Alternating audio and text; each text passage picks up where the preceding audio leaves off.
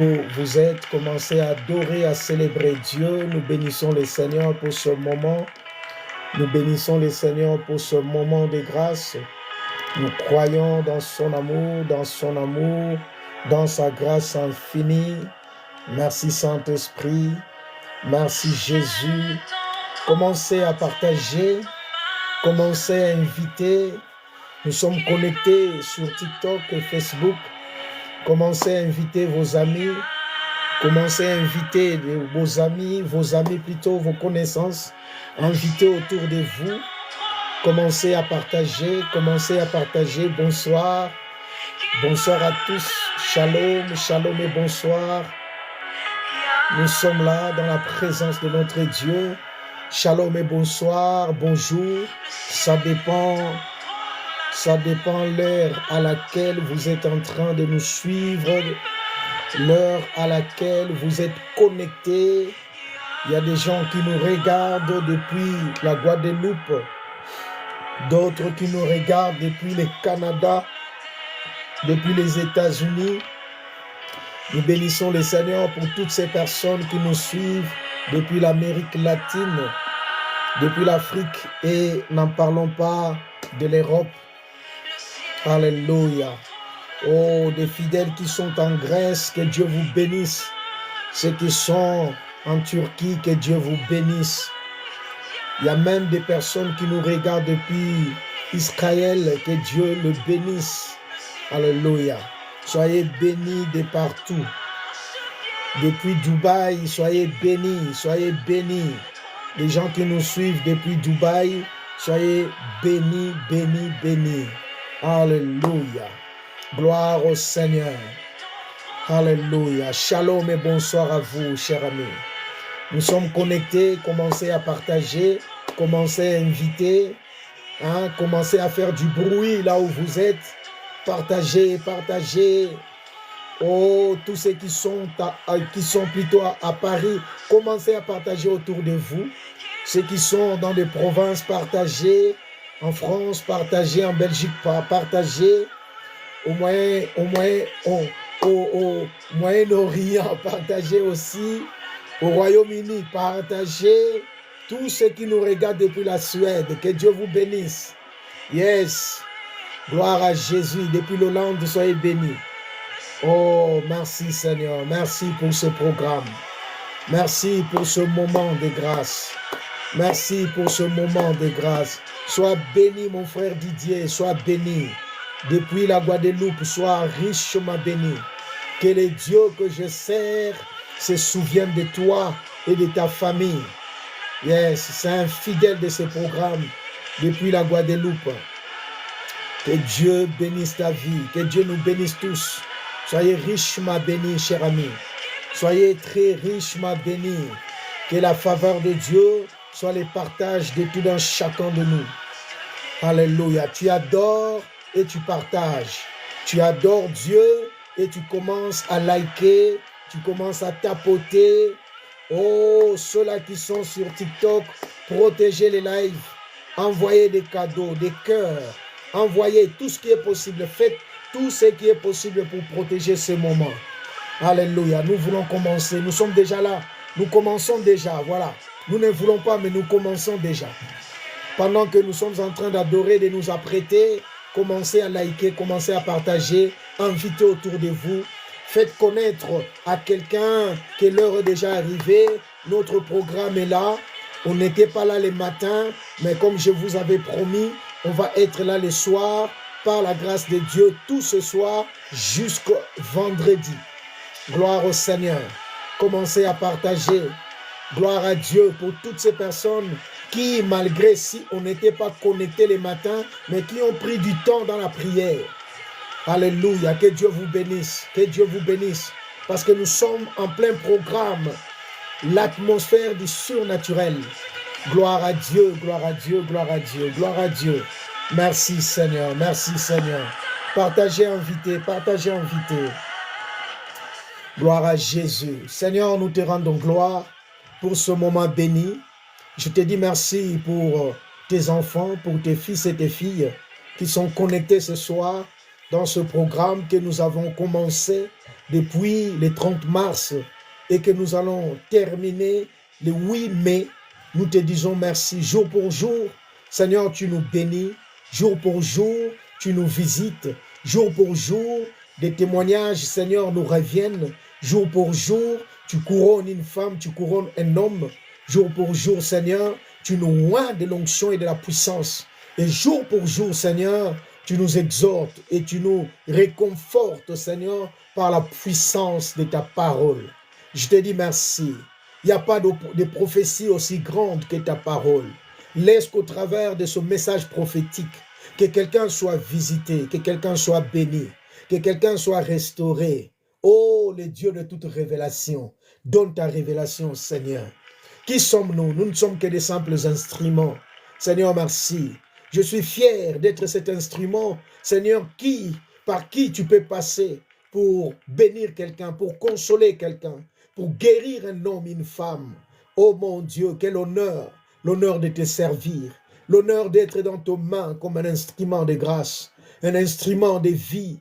Seigneur Dieu, oh Yahweh, tu permets à ce qu'il y ait des hommes et des femmes assis là, Seigneur, qui sont là disposés pour m'entendre, pour m'écouter. Nous te disons merci.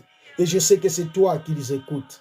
Seigneur, alors visite, bénis quelqu'un, libère quelqu'un, donne l'onction, Seigneur. Il y a un homme, une femme qui a besoin de la puissance de l'Esprit.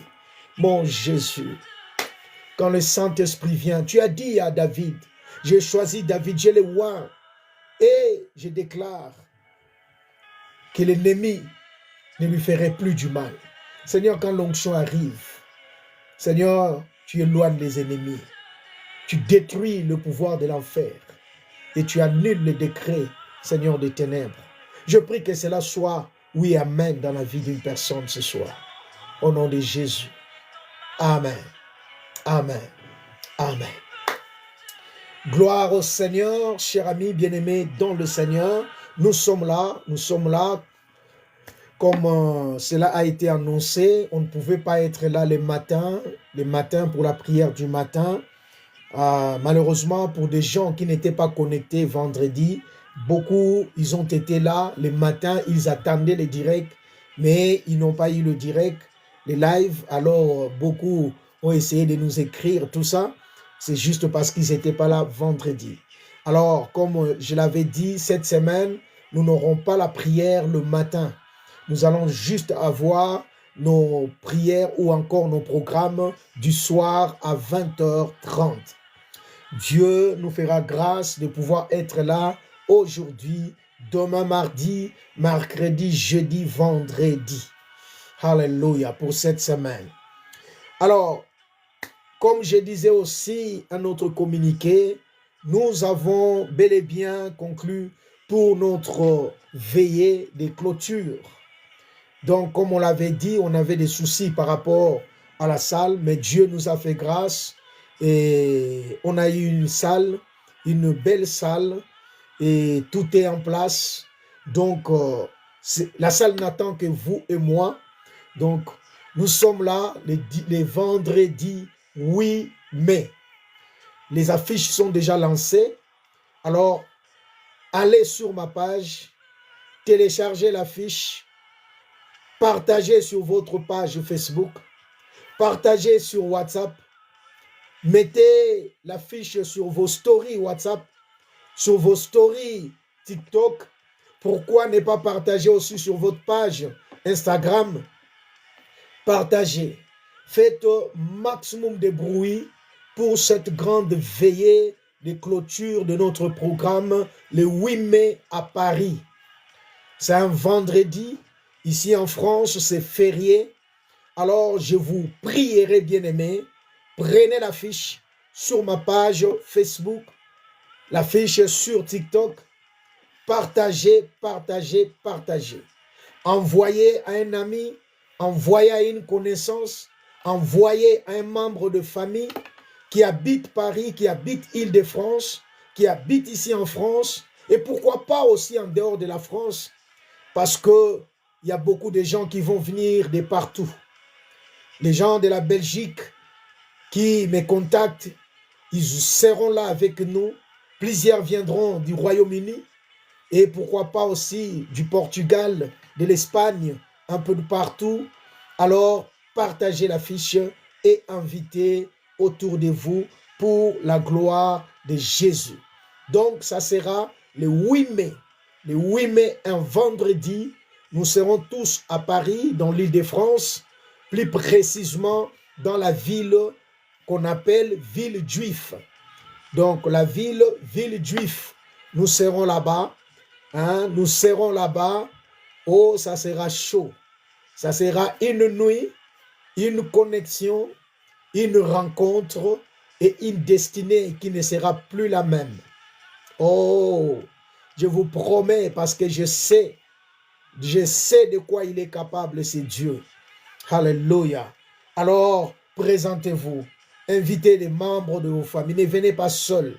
Venez avec votre famille. Venez avec les enfants. Venez tous. Passez une nuit dans la présence de Dieu. Avec votre mari, votre femme. Venez, bien-aimés, pour passer une excellente nuit. Une nuit qui changera jamais ta vie. Une nuit qui t'apportera gloire et majesté. Amenez toutes ces personnes qui sont très malades.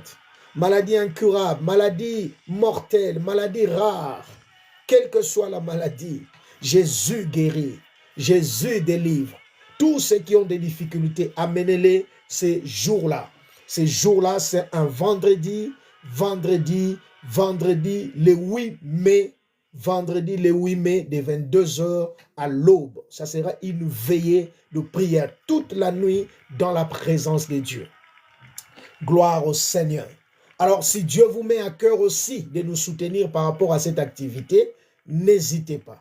Merci pour toutes ces personnes qui appellent. Merci pour toutes ces personnes qui commencent déjà à contribuer pour que nous puissions avoir une belle veillée pour la clôture de ces grands programmes.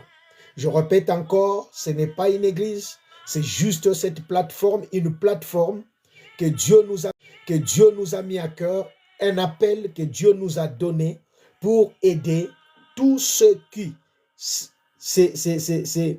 en fait, je dirais, pour aider le corps de Christ, voilà l'église. Tous ceux qui s'identifient en étant chrétiens, qui se voient fils et filles de Dieu, alors vous êtes le bienvenu. Après la veillée, tu vas rentrer dans ton église, tranquille. Donc nous ne sommes pas là à fonder une église. Ce n'est pas une veillée pour une église. C'est une veillée par rapport à cette plateforme, par rapport à cette grande vision que Dieu nous a donnée pour que nous puissions aider les hommes et les femmes qui ont besoin de Dieu. Et pourquoi pas nos églises, pourquoi pas les corps de Christ. Donc c'est une veillée de fortification, une veillée de consolation, une veillée du peuple de Dieu qui veut chercher Dieu. Voilà. Gloire au Seigneur. Quand les fondements sont renversés, les justes, que ferait-il? Ça, c'est notre sujet. C'est sur ça que nous sommes en train d'essayer de parler pendant tous ces 40 jours que nous avons de notre programme.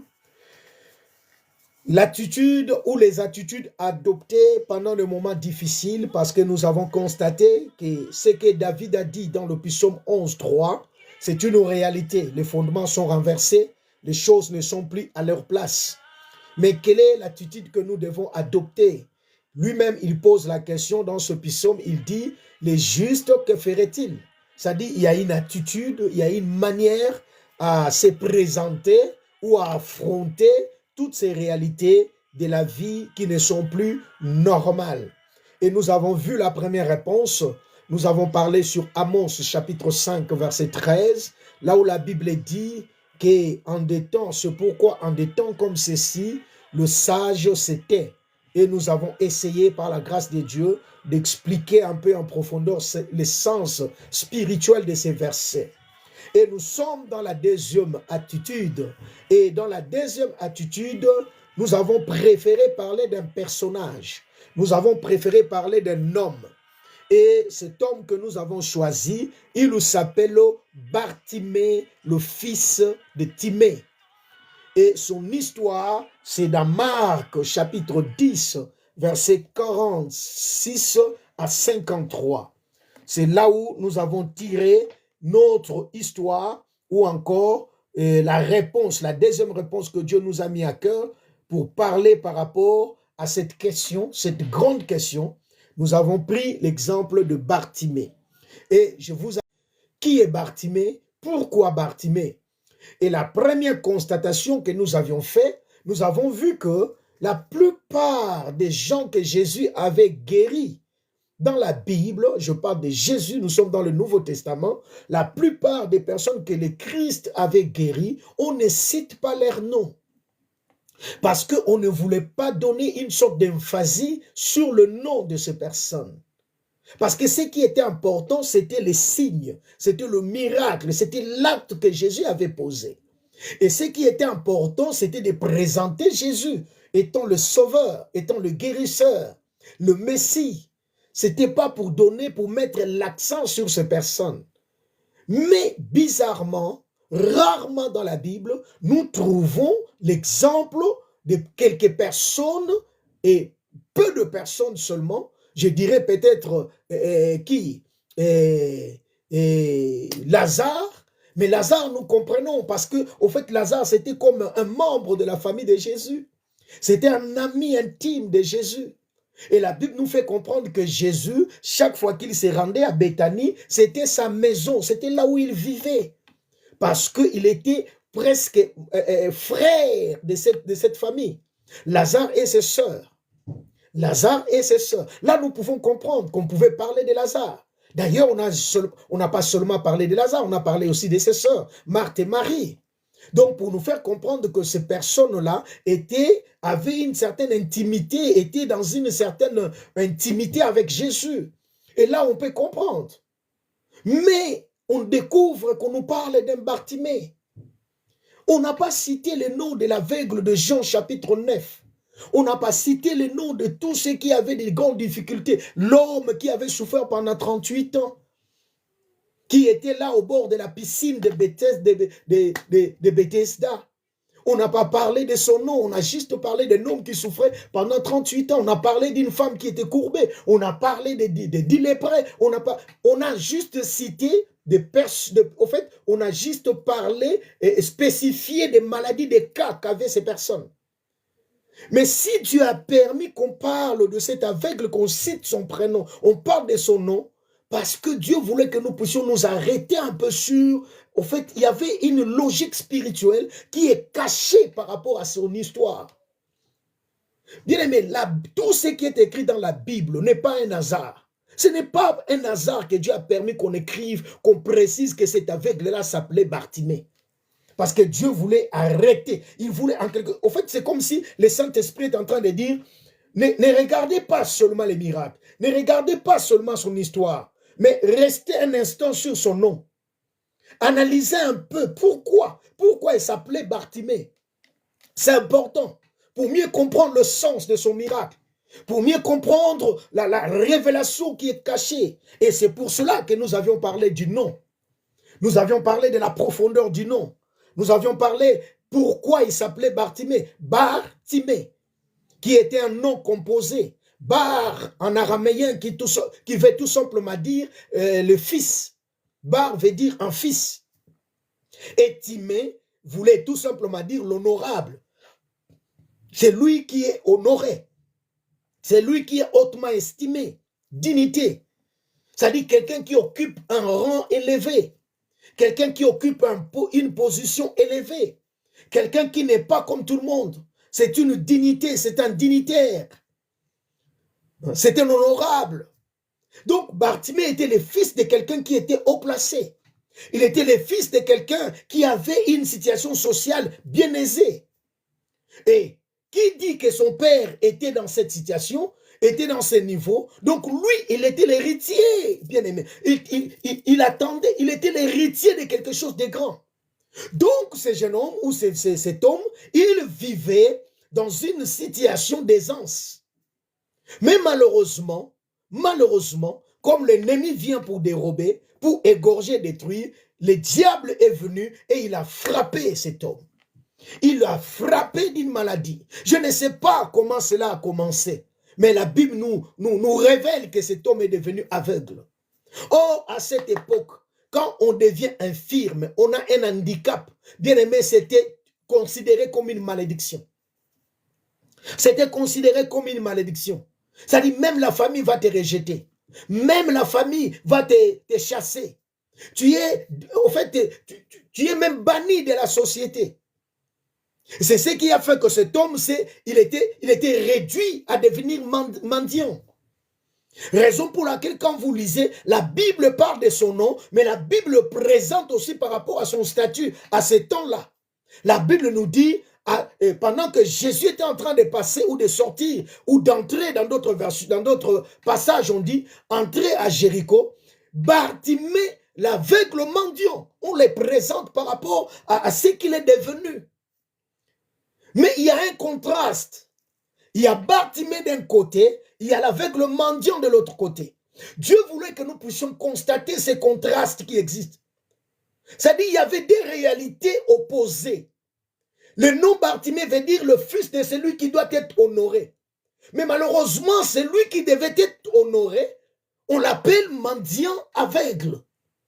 Il n'est plus honoré. Il est mendiant. La mendicité, ce n'est pas de l'honneur. Quelqu'un qui vit de la mendicité, il n'est pas honoré.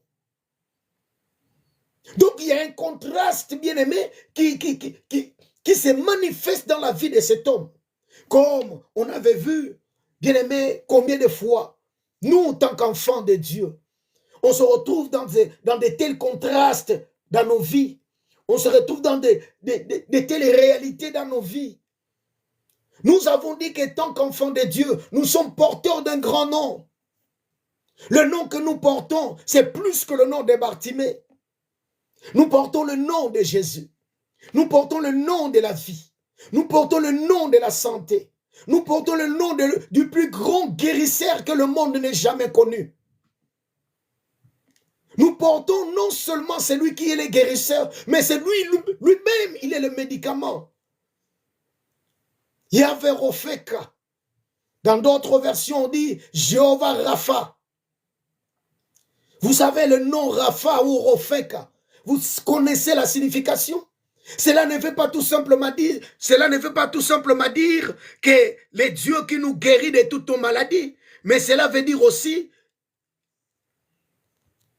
c'est l'Éternel notre médicament. Yahvé Rofeka veut dire aussi l'Éternel notre médicament. L'Éternel notre médicament. Et ça, c'est très important de le comprendre. C'est-à-dire, Dieu n'est pas seulement le guérisseur, mais il est aussi, au fait, Dieu, quand on dit l'Éternel est notre médicament, on fait allusion non aux médicaments que nous prenons quand nous sommes malades. Mais en réalité, on fait allusion à une sorte de vaccin. Voilà. À une sorte de vaccin. C'est-à-dire, quand tu as Dieu dans ta vie, selon ces versets, quand la Bible dit que je suis l'Éternel qui vous guérit, Dieu est en train de nous dire, quand je suis ton Dieu, tu deviens immunisé par rapport à la maladie.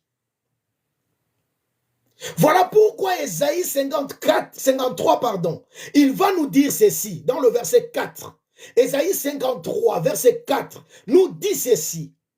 Il a supporté sur lui toutes les maladies qui auraient dû nous atteindre. Donc, dans la logique de Dieu, il est en train de nous dire ceci. Que, permettez, je suis en train de bloquer certaines personnes. Dans la logique de Dieu, il est en train de nous dire ceci. Dans la logique de Dieu, il est en train de nous dire ceci. Que quand Dieu est avec nous, Dieu nous immunise par rapport aux maladies. Et la Bible déclare, il a supporté sur lui toutes les maladies qui auraient dû nous atteindre. Donc dans la logique, c'est le français, dans la logique, cela veut dire que même des maladies futures, avant que tu sois né, toutes ces maladies qui auraient dû t'arriver, Jésus les a déjà portées sur lui à la croix. Donc, selon la logique de Dieu, je vous parle de la parole. Nous ne sommes pas en train d'essayer de faire des quoi, comment on dit, d'essayer de faire, d'étudier la parole de Dieu selon une logique. Non, non, non, non, nous étudions selon ce qu'il a dit. Parce que Dieu ne peut pas mentir. Alors, si Dieu ne peut pas mentir, si tout ce qu'il a dit est vrai, donc Dieu doit être pris à la lettre. Il a dit, écoutez, Otis, toutes les maladies qui auraient dû te frapper, moi je les ai supportées sur moi. Si lui a pris mes maladies, comment expliquer que je peux tomber malade maintenant? C'est là où, bien aimé, ma foi est appelée à intervenir. C'est-à-dire, je dois croire littéralement dans ce qu'il a dit. Le vrai, au fait, Dieu m'a expliqué une chose. Pourquoi mes enfants souffrent souvent par rapport aux maladies? Parce qu'ils ne croient pas vraiment assez à ce que j'ai dit. Parce que s'ils commencent vraiment à croire à ma parole, ils vont vivre leur vie sur terre, même sans maladie. Ils vont vivre leur vie sur terre sans maladie. C'est ce que la Bible dit. Ce n'est pas moi qui l'ai dit. Ce n'est pas moi qui l'ai dit. Jésus a dit, j'ai pris ça. Si lui a pris ça, cela veut dire que moi, je ne suis plus obligé de le prendre. Parce que, au fait, Jésus m'a séparé. C'est-à-dire, au fait, Jésus, il m'a mis d'un côté la maladie de l'autre côté parce que lui, il a tout pris. Nous croyons facilement que Dieu nous pardonne, il a porté nos péchés. Oui, ça, on croit. C'est ce qui fait que quand tu commets un mal, tu commets une bêtise, tu viens directement, tu demandes pardon, tu es rassuré, tu es tranquille, tu sais que Dieu t'a pardonné. Mais quand il s'agit d'autre chose, on a du mal à croire. Que Dieu nous aide à comprendre ces choses. Voilà pourquoi nous avions parlé des Bartimée. Nous sommes en train plutôt de parler des Bartimée. Nous voyons aussi ces contrastes dans nos vies. La raison pour laquelle j'avais dit, il est important de dire à Dieu, Seigneur, il faut que tu changes ma vie. Seigneur, donne-moi, fais-moi vivre selon la réalité du nom que je porte. Fais-moi vivre selon la réalité du nom, puissant nom que je porte. Fais-moi vivre selon cette réalité.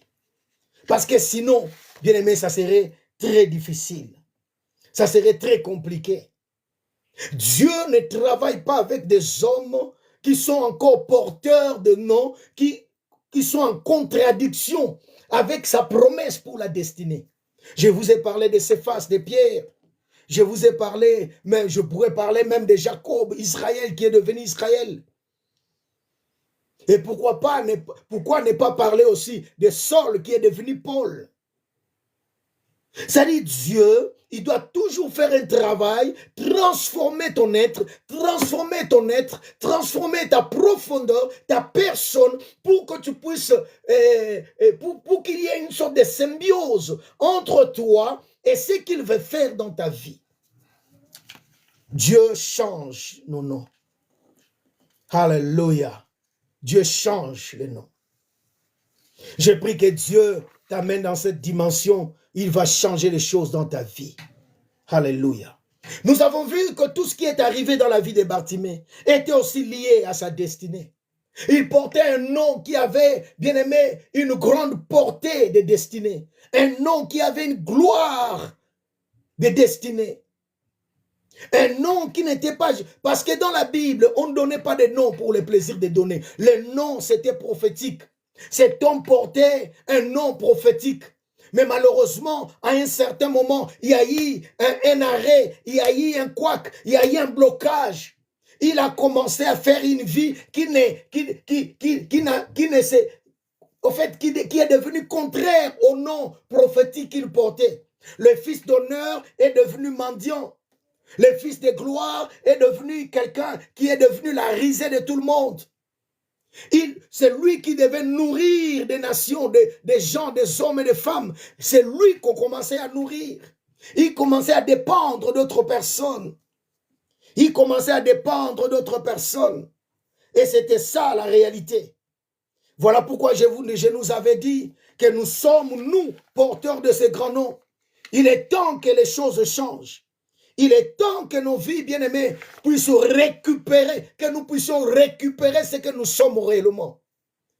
La Bible dit si quelqu'un est en Christ, il devient une nouvelle création. Ça dit, il est recréé par Dieu. À tous ceux qui l'ont reçu et à ceux qui ont cru en son nom, il leur a donné le pouvoir de devenir enfants de Dieu. J'étais en train de lire un verset dans la Bible. Pendant que je le lisais, j'ai sauté, j'ai dit, mon Dieu, ça c'est quoi ça? Alléluia. Écoutez, j'aimerais nous parler de ça. Je suis toujours sur Bartimée. Mais analysons un peu ces versets. Nous sommes dans le livre de Psaume. Je crois que je la lisais, c'était hier. J'étais en train de lire ça. Aujourd'hui, je l'ai relu. Oh, je dis, mon Dieu, ça c'est quoi? Nous sommes dans le livre de Psaume. Psaume, je crois, 24. Attendez un instant. Nous sommes dans le livre de Psaume.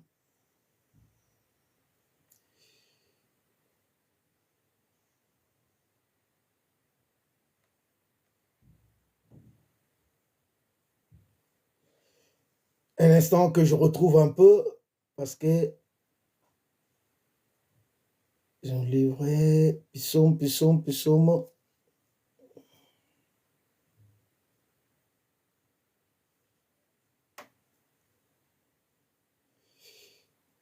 Et dans ces chapitres,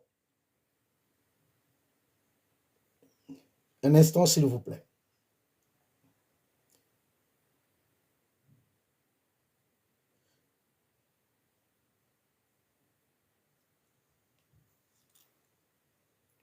L'Éternel, mon Dieu.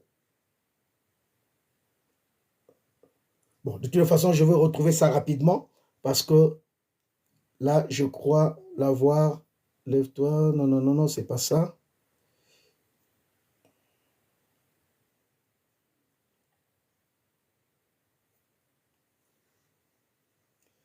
Dans le livre de Psaume, en fait, un instant que je retrouve ça, un instant s'il vous plaît, bien-aimé, parce que c'est important que j'en parle.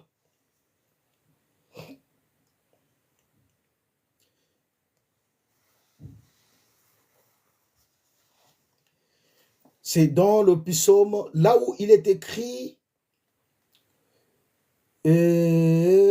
vous êtes, un instant, vous êtes, voilà.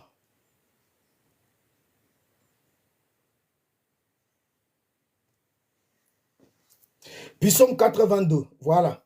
Je suis dans le Psaume 82. Psaume 82, écoutez ce que la Bible dit dans le livre de Psaume 82.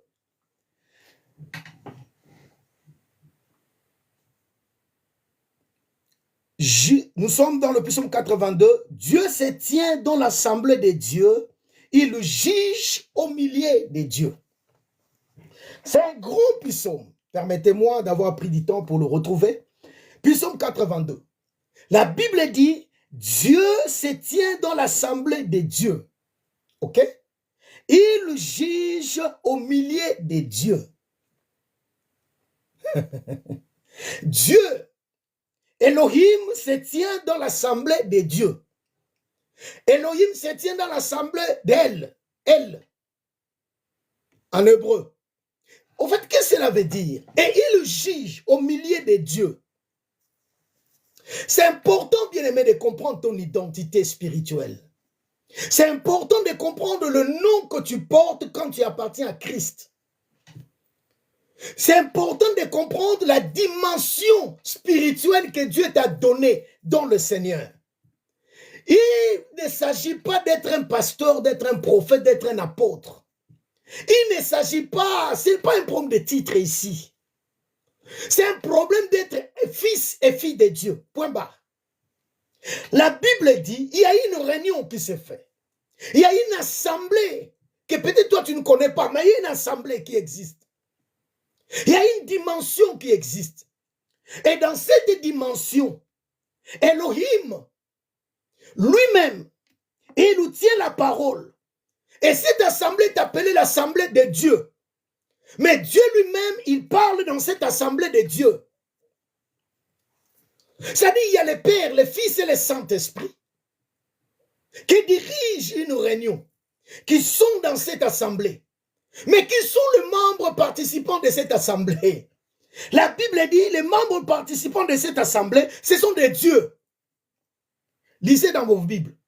il y a Dieu se tient dans l'assemblée des dieux au plus, comment dire, au singulier.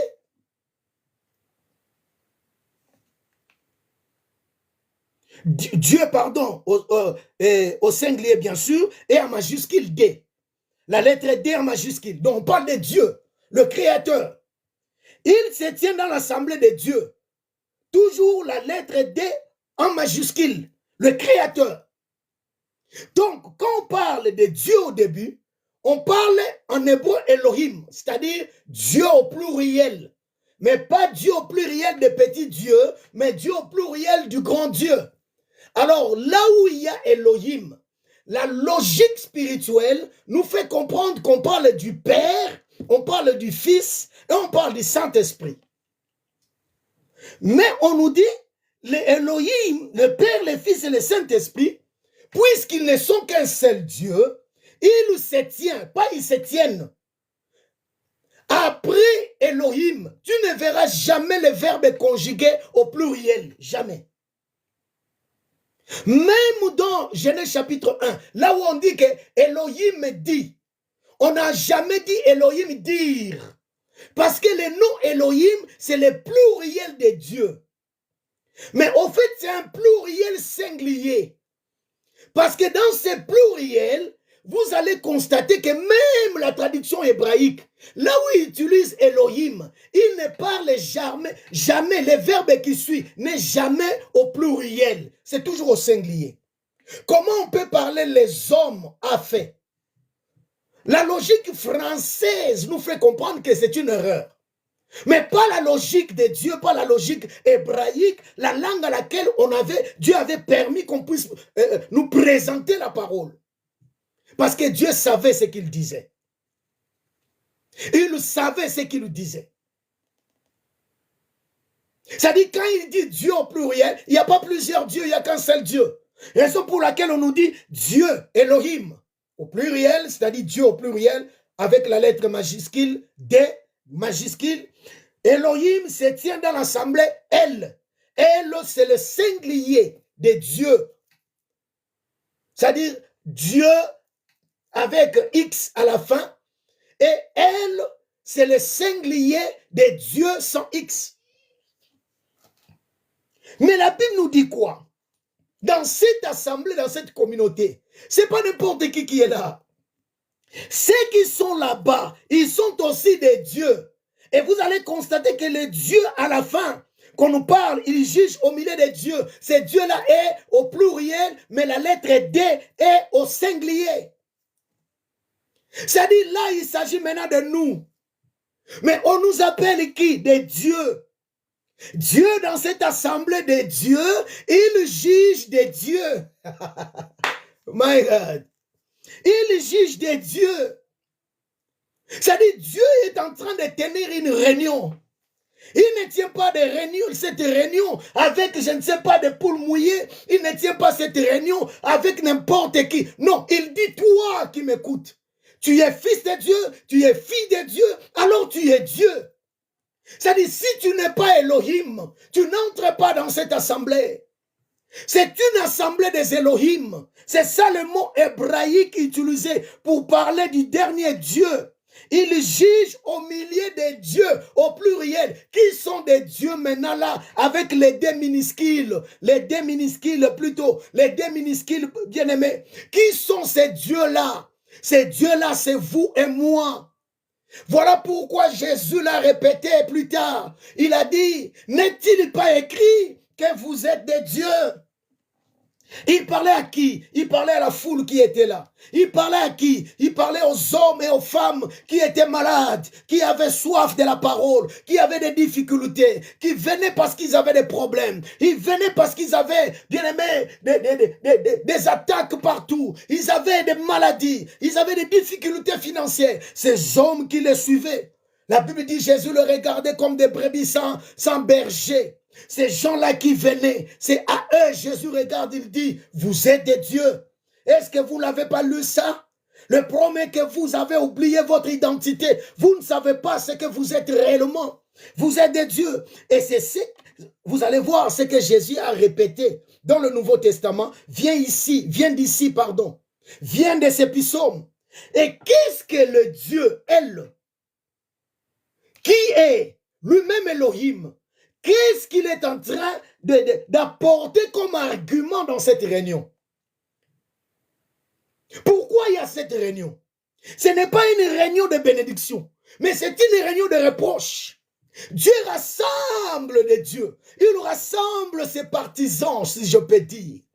Ah oui, quelqu'un va me dire, mais qu'est-ce que tu es en train de prêcher? Est-ce que nous sommes partisans des dieux? La Bible nous dit, l'apôtre Pierre a dit que nous sommes participants de sa nature divine. Nous n'avons pas seulement reçu, mais nous sommes collaborateurs. Nous participons à cette nature. C'est-à-dire tel qu'il est, tel que nous sommes. Dieu va rassembler ces hommes et ces femmes, toi et moi. Et qu'est-ce qu'il fait dans cette réunion? Allez lire maintenant à partir du verset 6. Il dit, j'avais dit. C'est-à-dire, il les reproche.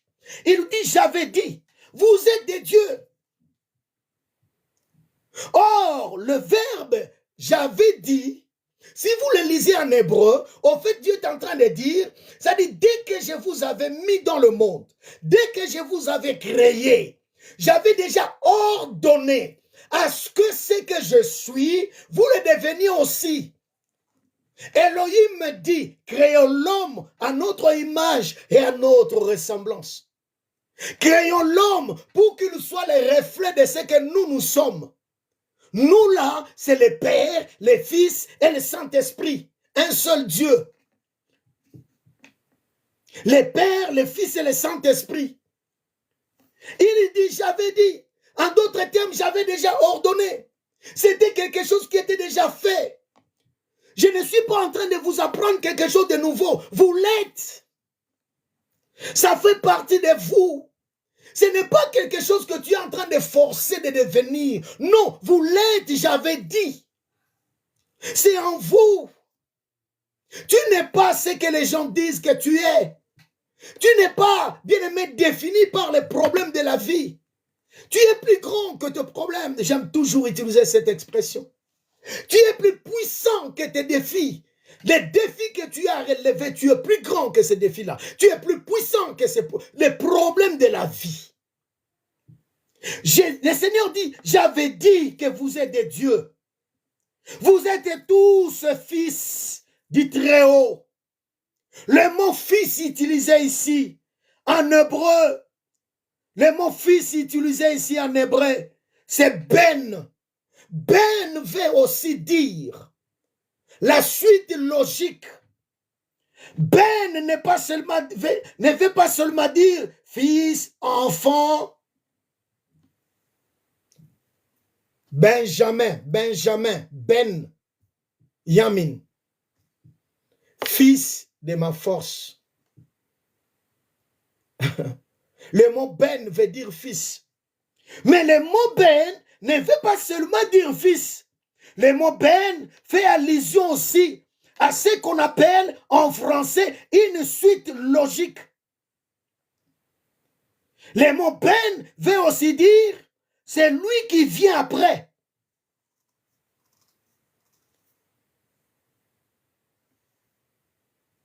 C'est lui qui continue. C'est-à-dire quelqu'un a commencé, mais il y a quelqu'un d'autre qui continue. Le Seigneur dit, écoutez, je ne comprends pas. Qu'est-ce qui se passe avec vous? J'avais dit, ça a déjà été acté. Ça a déjà été fait. C'est-à-dire, en vous, il y a l'ADN de Dieu. En vous, vous êtes des dieux. J'avais dit que vous êtes des dieux. Vous êtes des Elohim. Autant qu'Elohim qui se tenait dans l'assemblée d'elle, c'est-à-dire dans l'assemblée des dieux, et qui juge des Elohim. Vous êtes Elohim comme moi. Pourquoi? Parce que vous êtes des fils. Parce que vous êtes des fils du Très-Haut. Vous êtes des ben du Très-Haut. C'est-à-dire, vous êtes ma continuité. Vous êtes ma suite logique. Le monde ne peut pas me voir. Mais si le monde a besoin de moi, il va me voir au travers de vous. Voilà ce que vous êtes. Waouh, quel puissant. Quel puissant. Bien-aimé, j'ai pris que Dieu t'aide à découvrir ton identité. C'est là que, bien-aimé, tu n'attendras pas. Tu n'attendras pas les honneurs de gens. Tu n'attendras pas que les gens te lèvent. Tu sais qui tu es. Et tu vas vivre dans la dimension spirituelle, dans la dimension de ton nom. Tu es un fils du Très-Haut.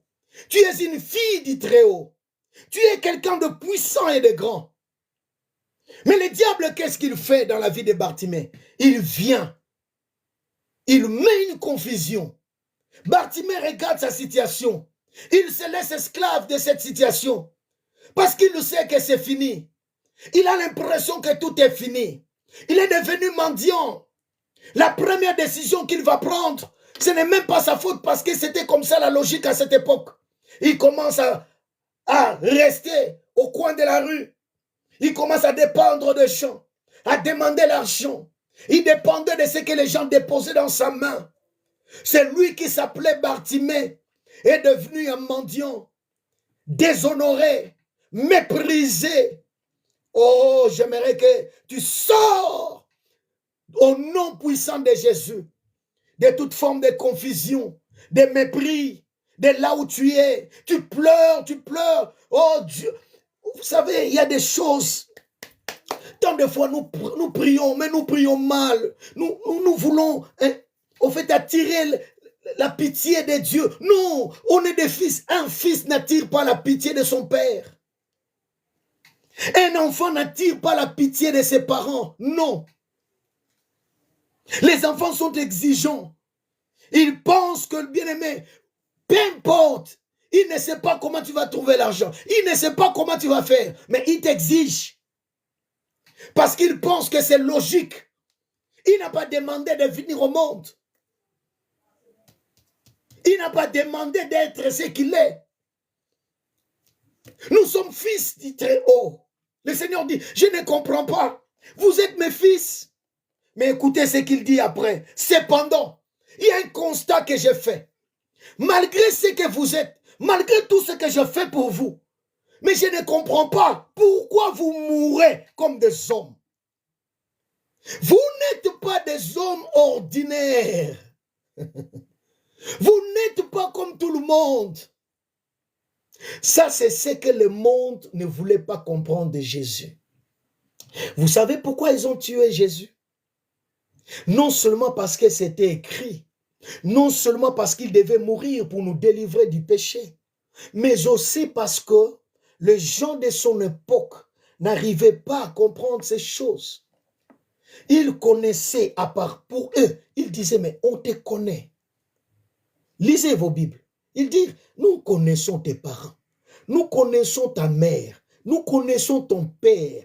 Et ils sont allés même plus loin, ils ont dit, nous connaissons tes frères et tes sœurs. Parce que Jésus avait des frères et des sœurs biologiques, ses demi-frères et ses demi-sœurs. Ils disent, mais nous connaissons tous ces gens-là. D'autres personnes même sont allées plus loin. Vous savez, c'est ça la réalité. Ils ont dit, mais moi je t'ai vu naître. Je t'ai vu naître.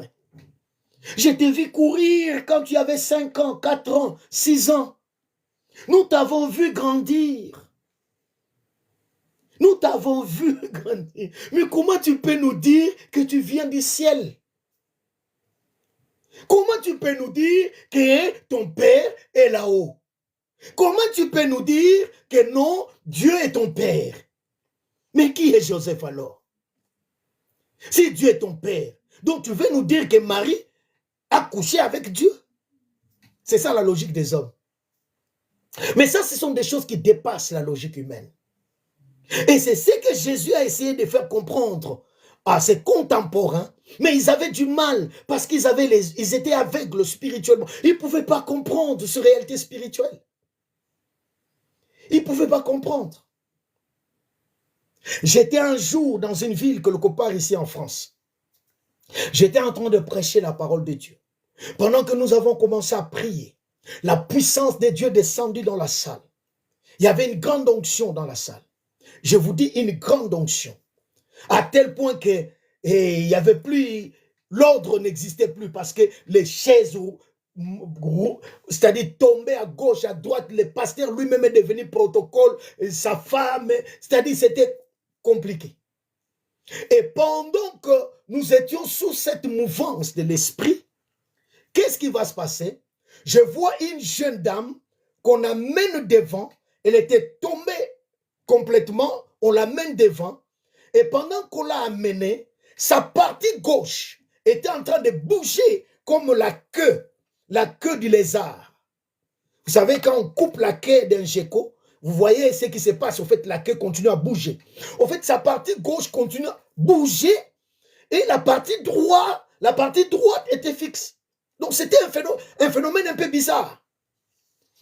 Comment quelqu'un peut bouger d'une partie et l'autre partie ne bouge pas?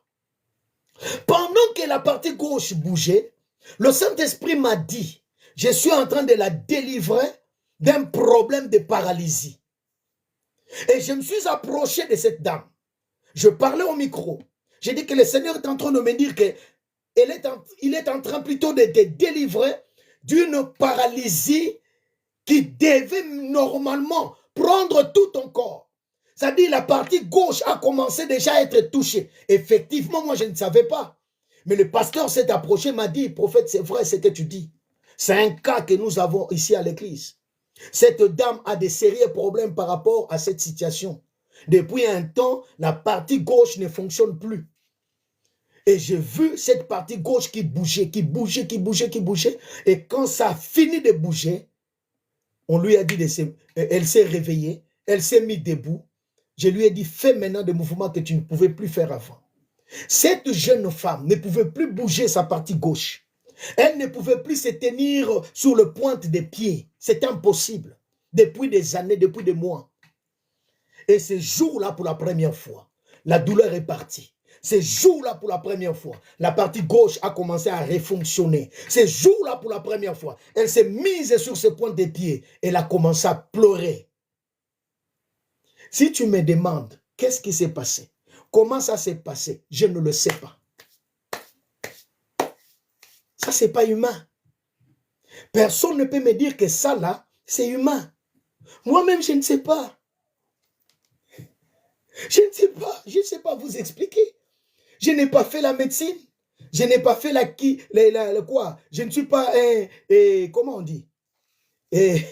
Kinésithérapeute. Je ne suis pas, je n'ai pas fait la kinésithérapie. Je n'ai pas fait ça. Je n'ai même pas touché son corps. Mais qui peut faire ça? C'est Dieu.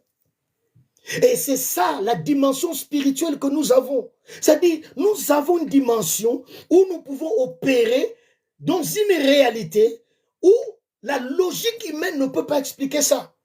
J'aimerais dire à quelqu'un, tu es puissant. Vous avez tant de fois, les vrais problèmes c'est quoi au fait dans nos églises?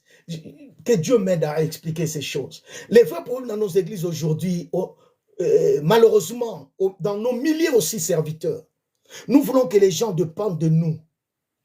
Et nous essayons de faire comprendre à ces personnes comme si nous sommes spéciaux. Nous sommes particuliers. C'est-à-dire si nous n'intervenons pas, il n'y aurait pas un miracle, il n'y aurait pas quelque chose d'extraordinaire. Non, je suis venu dire à une personne, si tu es fils et fille de Dieu, bien-aimé, Dieu peut faire de toi ou au travers de toi les mêmes choses qu'il fait avec ton prophète, avec ton pasteur. Alléluia. Dans l'église primitive, il y a eu des diacres qui ont fait des choses plus que d'autres apôtres. Un diacre. Mais aujourd'hui, chez nous, quand on parle d'un diacre, on parle de qui? De celui qui range les chaises de l'église, de celui qui surveille les micros, de celui qui vient prendre les paniers des récoltes, les paniers des offrandes. Et pour nous, les diacres, c'est ça. Mais on nous montre dans la Bible, il y avait des diacres qui ont ressuscité des morts, il y avait des diacres qui ont fait des miracles incroyables, il y avait des diacres bien-aimés qui ont converti des magiciens à cause de l'onction, de la puissance de Dieu. Parce que dans la logique de Dieu, ce n'est pas un problème de titre. C'est un problème d'identité que nous recevons de Dieu. Nous devenons fils et filles de Dieu. Le Seigneur dit, je ne comprends pas, mais cependant vous mourrez comme des hommes. Vous tombez comme des princes normaux. Ça dit, vous êtes des princes, mais vous n'êtes pas des princes comme tous les autres princes. Vous avez un pouvoir. Vous êtes les mots hébraïques utilisés ici pour parler des princes, c'est tsar. C'est tsar. Mais c'est le même mot aussi souvent utilisé en grec. Quand on parle d'un prince, on parle d'une autorité. On parle de quelqu'un qui détient le pouvoir, qui détient... c'est-à-dire c'est lui qui dirige. Un tsar, c'est un seigneur. C'est un seigneur. Le Seigneur dit, vous êtes des seigneurs, mais vous n'êtes pas des seigneurs normaux. Mais vous mourrez comme des seigneurs des nations, comme des seigneurs de la terre, comme des présidents de la terre, de ceux-là qui, soi-disant, ils ont des autorités, mais qui meurent comme ça, dans la misère, dans la pauvreté. Ça dit, eux aussi, ils tombent. Non, non, vous ne pouvez pas tomber comme tout le monde. Vous ne pouvez pas finir comme tout le monde. C'est ce qu'il est en train de dire. Parce que vous êtes des dieux. Et c'est ce qui se passe dans la vie de Bartimée. Qu'est-ce qui se passe? Le diable vient, il frappe ses yeux. Cet homme devient aveugle. Il va avoir un handicap. Et à cause de cet handicap, donc le monde le disqualifie. La famille, la société va le disqualifier. Bien aimé, les gens sont prêts à nous disqualifier par rapport à certains défauts, par rapport à certains échecs, par rapport à certaines choses. Mais ce que j'aime de Dieu, Dieu ne regarde pas ton handicap. Dieu ne te juge pas par rapport à l'handicap. Dieu ne te juge pas par rapport à ce que le monde, bien aimé, peut considérer comme une sorte de manquement. Dieu ne nous juge pas par rapport aux méfaits, par rapport aux erreurs, non. Parce que si cela ne dépendait que de ça, personne ne pouvait s'approcher de Dieu. Parce qu'aucun d'entre nous ne peut satisfaire la sainteté de Dieu, le cœur de Dieu, personne. Ne pense pas, ne te dis pas que non, moi je suis meilleur que les autres, parce que je ne tue pas, parce que je ne fais pas ceci, parce que je ne fais pas cela. Devant Dieu, les péchés ne sont pas, au fait, il n'y a pas de grade par rapport au péché. Il n'y a pas qu'un péché qui est plus grand, un autre qui est plus petit. Non, non, devant Dieu, le mal est mal. Et aucun homme, à cause de sa bonté, il peut combler le cœur de Dieu. Personne. Même l'homme le plus bon de la terre, il ne peut pas plaire à Dieu. Parce que ce n'est pas un problème de notre bonté. C'est un problème de Jésus. C'est un problème du sacrifice de Jésus, du sang de Jésus, de sa vie qui a été donnée.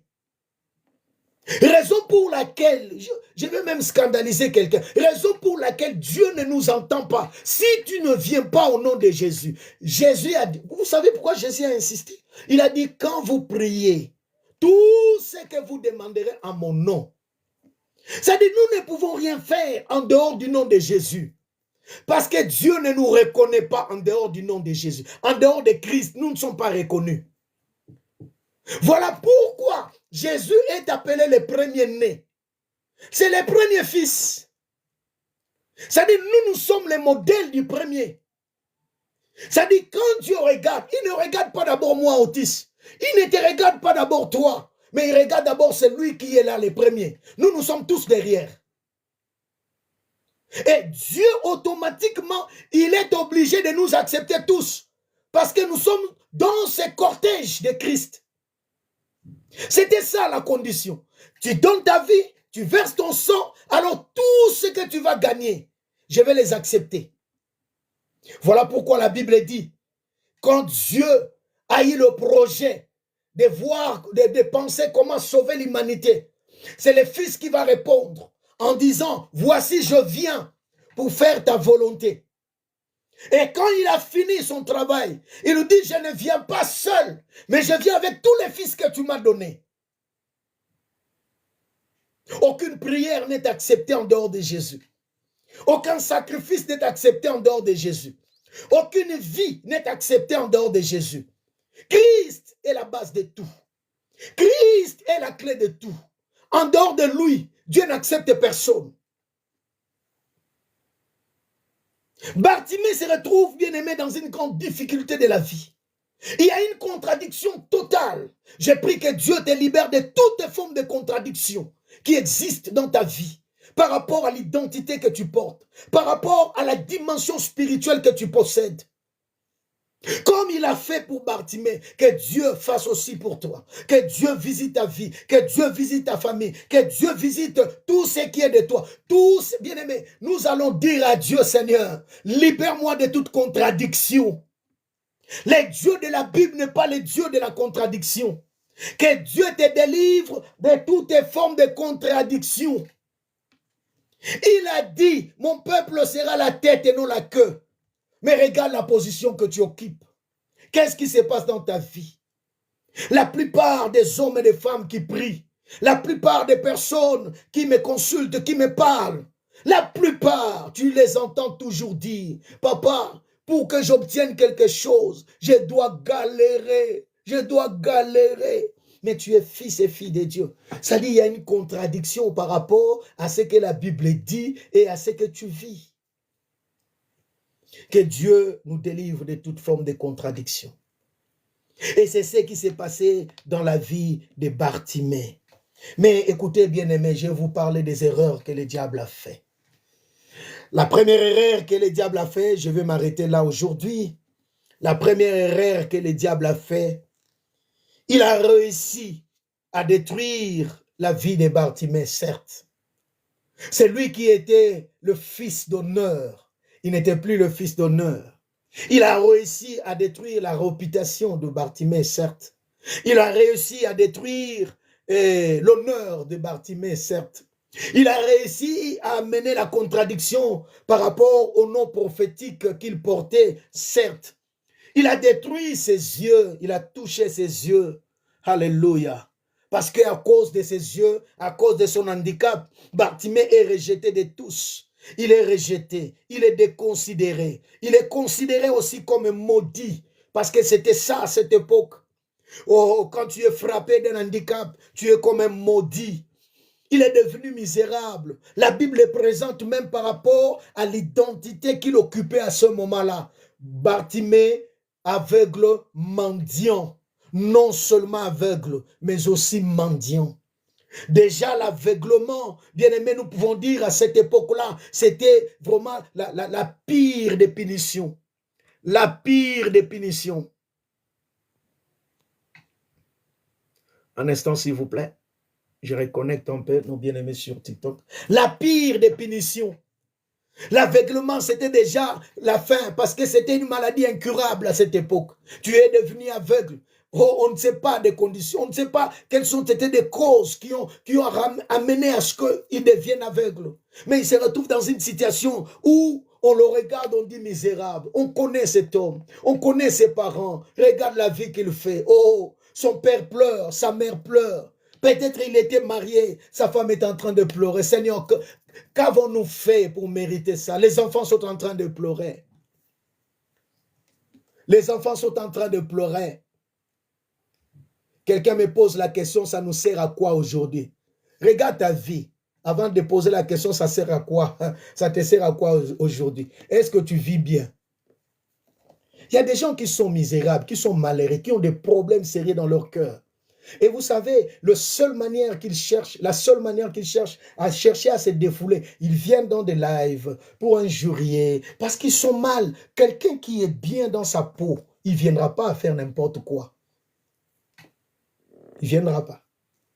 Quand tu vois quelqu'un t'injurier facilement, et quelqu'un, au fait, faire n'importe quoi, parce que c'est quelqu'un qui est mal avec lui-même. Quand on est bien, on n'injure pas. Quand on est bien, on ne fait pas du mal aux autres. Des fois, quand on a mal, on veut que tout le monde souffre. Quand on n'est pas bien dans sa conscience, on veut que tout le monde, que les gens commencent à te haïr, que les gens commencent à te critiquer, que les gens t'injurent aussi. Tu veux rendre tout le monde méchant comme toi, parce que tu es malheureux. Ça, c'est la vérité. Ça nous sert à quoi? Regarde ta vie. Combien, bien aimé, il y a cette contradiction dans nos vies. Et le diable va détruire sa vie, au point que cet homme est devenu misérable. Mais le diable a commis une erreur. La première erreur, il n'a pas détruit son nom. Alléluia. C'est ce que Dieu est en train de dire. Vous êtes des dieux. Qu'est-ce qui se passe? Il y a une contradiction par rapport à la vie que vous vivez. Mais votre identité est autre. J'avais dit, vous êtes des Elohim. Il y a quelque chose qui est enfoui en vous. Vous avez laissé les problèmes le submerger. Vous avez laissé la maladie submerger ça. Vous avez laissé les difficultés le submerger. Mais il y a quelque chose qui est caché en vous.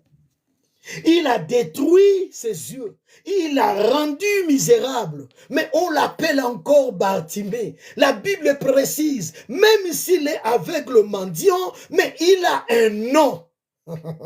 Voilà pourquoi je vous avais dit, dans la Bible, tout ce qui est écrit dans la Bible n'est pas un hasard. On n'a pas cité les noms des gens que Jésus avait guéris. Mais on nous rappelle le nom de Bartimée. La Bible dit Bartimée, l'aveugle mendiant. Peut-être toi, tu vas rester seulement sur la réalité de la vie qu'il a commencé à vivre. C'est-à-dire l'aveugle mendiant. Tu regardes sa situation, tu regardes son état, tu les juges par rapport à son état, tu les juges par rapport à sa condition. Mais Dieu te rappelle, il a un nom. Alléluia. Oh, il a un nom. Ne le regarde pas comme il est. Il y a une dimension spirituelle qu'il cache. Il y a une dimension spirituelle, peut-être maintenant, à cause de son ignorance, à cause de ses erreurs, il est déconnecté de cette dimension. Mais quand la Bible cite le nom de Bartimée, Dieu voulait nous rappeler, ou en d'autres termes, il voulait rappeler à Satan. Tu l'as rendu aveugle, tu l'as rendu mendiant, mais tu oublies une chose, tu ne peux pas changer son nom. Il porte un nom. Il porte un nom d'une portée prophétique. Il porte un nom d'une dimension prophétique. Oh, malheureusement, il a touché ses yeux, il a touché son corps, mais il n'a pas touché son nom. Alléluia. Alléluia. Malheureusement, il a touché ce qui était qu'il pouvait toucher. Mais heureusement qu'il ne pouvait pas toucher le nom. J'aimerais dire à quelqu'un, c'est que tu es en Christ, le diable ne peut pas le toucher. C'est que tu es réellement en Christ, le diable ne peut pas les toucher. Voilà pourquoi Dieu m'a mis à cœur que le 8 mai, que nous puissions parler de ces sujets, du psaume 71, verset 21. La prière de David, là où David est en train de prier, relève ma grandeur. Seigneur, il y a une grandeur qui est cachée en moi. Oh, je me rends compte que ce que je vis, ce n'est pas ce que je suis. Ce que je fais, ce n'est pas ce que je devais faire. Il y a une autre dimension de vie qui est cachée en moi. Alors je viens, Seigneur, relève ma grandeur, relève mon honneur, relève ma fierté. Le diable a pris ma fierté à cause des échecs, à cause des combats, à cause de l'ignorance, à cause de mes erreurs à moi. J'ai commis aussi des erreurs, j'ai ouvert des portes, mais je reviens à toi. Seigneur, relève ma grandeur. Il y a une grandeur cachée. J'ai dit à quelqu'un ce soir, il y a une grandeur cachée. Que Dieu relève cette grandeur en toi. Quand cette grandeur est relevée, tu vas te lever contre la maladie. Tu vas te lever contre toute situation négative qui te tourmente, qui dérange ta vie, qui dérange ta famille, qui dérange ta maison. Tu vas te lever. Alléluia. Tu ne vas pas commencer à pleurnicher. Tu ne vas pas commencer à pleurer comme un malheureux. Non, tu vas te lever comme un Elohim. Parce que la Bible dit tu es un Elohim. Tu es un Dieu. Un Dieu ne commande pas. Un Dieu ne supplie pas. Un Dieu ordonne. Un Dieu crée. Alléluia. Il ordonne et il crée. Il ordonne et il crée. Tu peux créer la situation que tu veux. Tu peux créer le monde que tu veux. Tu peux créer ta journée. Tu te lèves un matin. La Bible dit commande ta journée. Commande ta journée. Ça dit tu peux te lever et commencer à créer ta journée. Ça c'est un Dieu. Quand Dieu a commencé à créer les choses, la Bible dit, Dieu dit, alléluia, il n'a pas prié. Parce qu'un Elohim ne prie pas. Un Elohim ordonne. Un Elohim, il ordonne, il parle. Il parle. Et les choses et tout ce qu'il dit, ça se réalise. Le diable a touché certainement les yeux, il a touché son corps. J'aimerais dire à quelqu'un qui est malade, il y a une dimension en toi que le diable ne peut pas toucher. Il y a une dimension à toi que la maladie ne peut pas toucher. Il y a une dimension à toi que la pauvreté ne peut pas toucher. Le manque ne peut pas toucher. Les difficultés ne peuvent pas toucher. Il ne pouvait pas toucher à son nom. Il ne pouvait pas détruire son nom. Parce que la destinée de Bartimée est liée à son nom. Voilà pourquoi la Bible nous présente Bartimée avec son nom. La Bible dit, le Seigneur dit, Bartimée, mendiant aveugle. L'aveugle mendiant. Même si l'aveugle mendiant, mais il y a quelque chose qui est caché dans la réalité de cet homme. Il y a une dimension qui est cachée. Alléluia. Ta destinée, bien-aimée, est liée à l'identité chrétienne que tu portes. Ta destinée n'est pas liée à ton état. Tu peux être malheureux aujourd'hui, mais laisse-moi te dire, tu es quelqu'un qui porte une source de bonheur. Tu es la clé du bonheur. Tu n'es pas seulement appelé à vivre le bonheur, mais tu es appelé à devenir une source de bonheur. Voilà pourquoi quand Dieu appelle Abraham, il dit à Abraham, écoute, je vais te bénir, mais je ne m'arrêterai pas seulement à te bénir. Je ferai de toi aussi une source de bénédiction. Alléluia. Alléluia. Tu n'es pas juste un récepteur de grâce, mais tu es aussi un distributeur de grâce. Est-ce que quelqu'un peut le dire avec moi? Je suis un distributeur de grâce, un distributeur de bénédiction, un distributeur de richesse. Tu es un distributeur de gloire, de guérison. Ta vie n'est pas liée à ton état, ni aux circonstances dans lesquelles tu vis. Oh, bien-aimé. Mais ni moins à ce que les gens pouvaient te taxer ou encore pensent de toi. Ils peuvent penser ce qu'ils veulent. Ils peuvent te taxer de tout le nom. Vous allez voir avec moi, en fait, quand la Bible dit, je vais m'arrêter là, la Bible dit, quand Bartimée a commencé à crier, la foule qui était là lui disait, tais-toi, tais-toi. Je vais vous expliquer ça en hébreu. J'ai lu ça en hébreu. J'ai dit, mon Dieu. Au fait, ils étaient en train de lui rappeler que toi, tu ne mérites pas. Toi, tu n'es pas digne.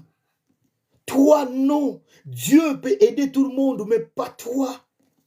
Peut-être ils étaient au courant de ce qui a rendu Bartimée aveugle. Peut-être.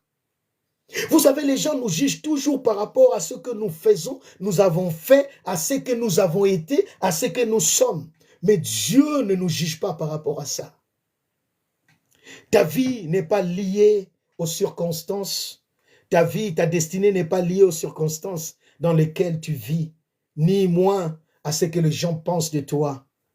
Ta destinée est liée à ton identité. Je parle de l'identité spirituelle. Ta destinée est liée à ton identité. Ta position en lui. Tu es fils et fille du Très-Haut. Alléluia. Tu es son enfant. Non par rapport à ce que tu fais. Non. Vous savez, j'ai toujours dit une chose. Mon fils peut se comporter mal, ou ma fille. Ils peuvent se comporter mal. Je peux le punir. Je peux être dur envers eux. Mais je ne peux pas les changer. Ils ne peuvent pas devenir d'autres personnes que mes enfants. Je peux même les chasser. On peut chasser même un fils. Que tu le veuilles ou pas, il restera toujours ton enfant. Il portera toujours ton ADN. Il portera toujours ce que tu es.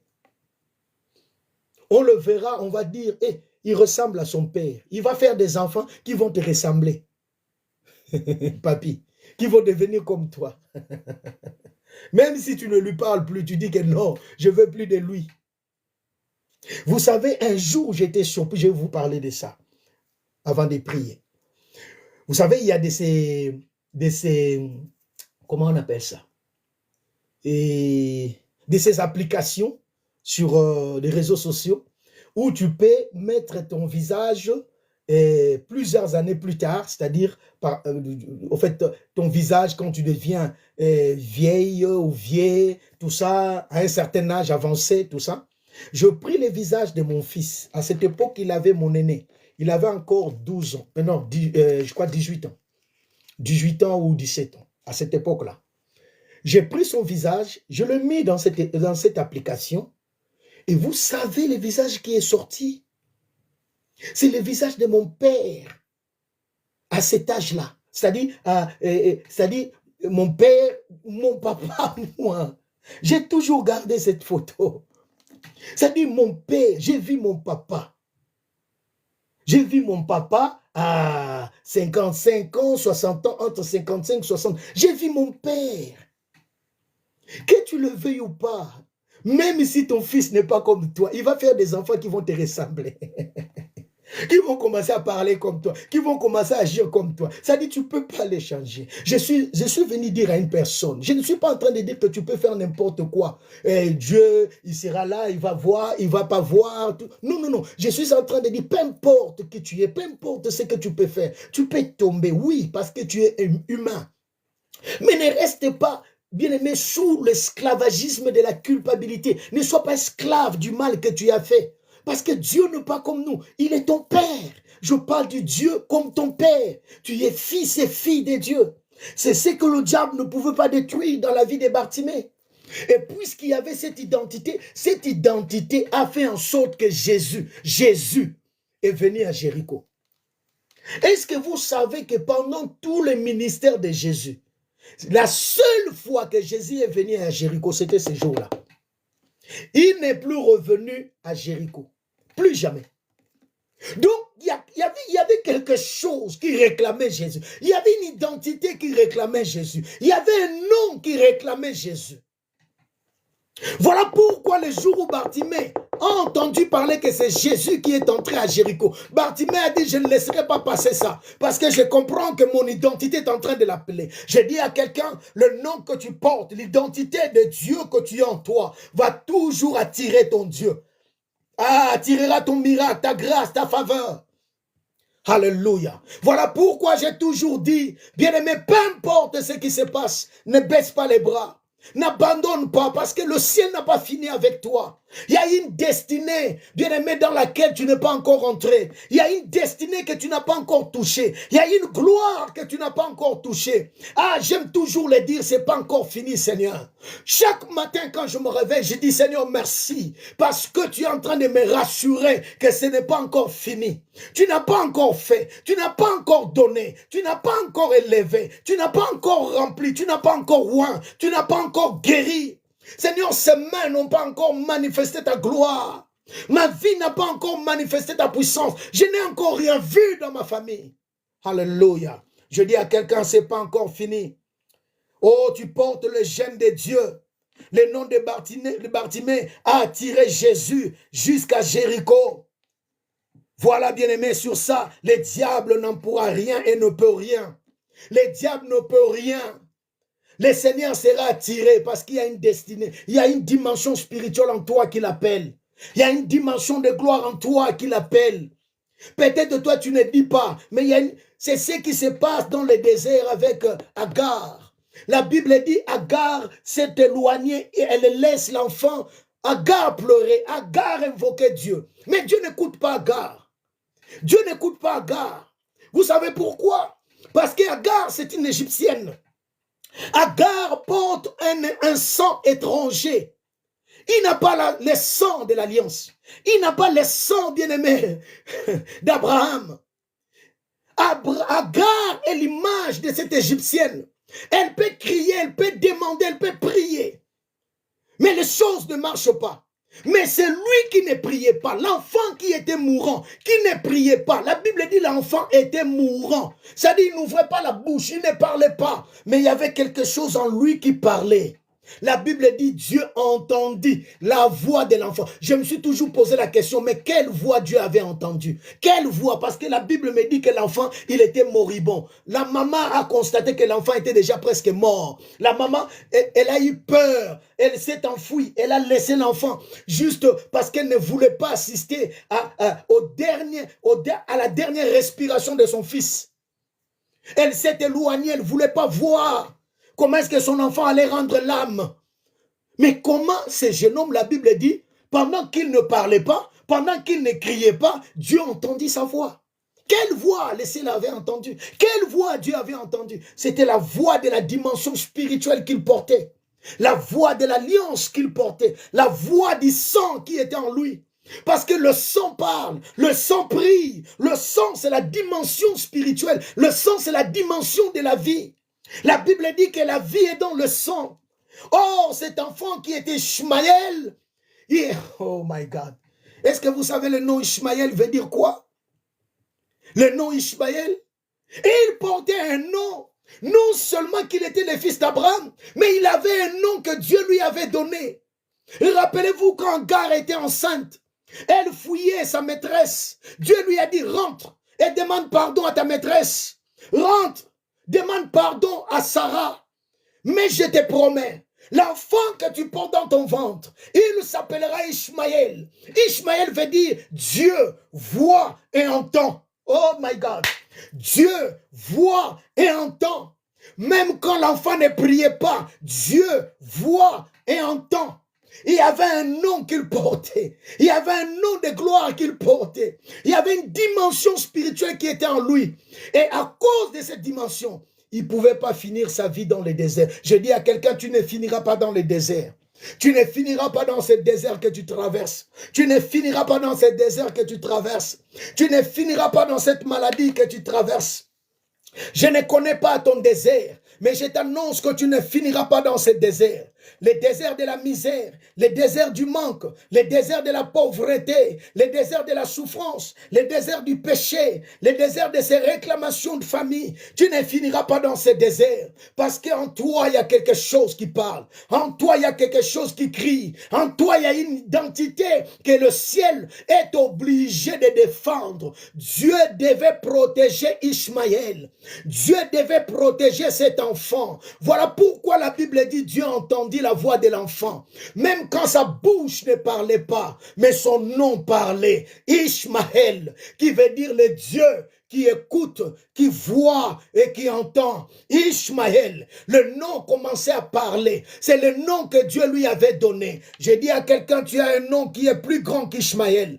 Tu as un nom plus grand que le nom d'Abraham. Tu as un nom plus grand que le nom, je ne sais pas, de Pierre. Tu as un nom plus grand que le nom de toutes ces personnes. Tu portes le nom de Jésus. Il est écrit dans Actes chapitre 4, verset 12, qu'il n'y a de salut en aucun autre. Car il n'y a aucun autre nom qui nous a été donné dans le ciel et sur la terre par lequel nous pouvons être sauvés. Il n'y a qu'un seul nom qui nous a été donné. Tu as un nom qui t'a été donné, le nom de Jésus. Et ce nom crie que Père, tu ne peux pas l'abandonner. Il a abandonné les grands frères pour que nous ne soyons plus abandonnés. Jésus a dit, Père, Père, Eli, Eli, lama sabachthani. Eli, Eli, lama sabachthani. Père, Père, pourquoi m'as-tu abandonné?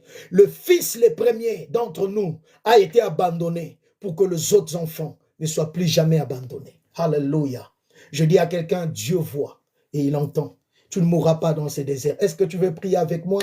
Tu veux prier avec moi? Tu veux prier avec moi? On va continuer demain. Est-ce que tu veux prier avec moi? Alléluia. La première erreur que le diable a fait, il a détruit la vie de Bartimée. Il a pris ses yeux. Il l'a réduit comme un misérable. Il était devenu rejeté de tous, mendiant, apparemment maudit, mais il ne pouvait pas détruire sa destinée qui était liée à son nom.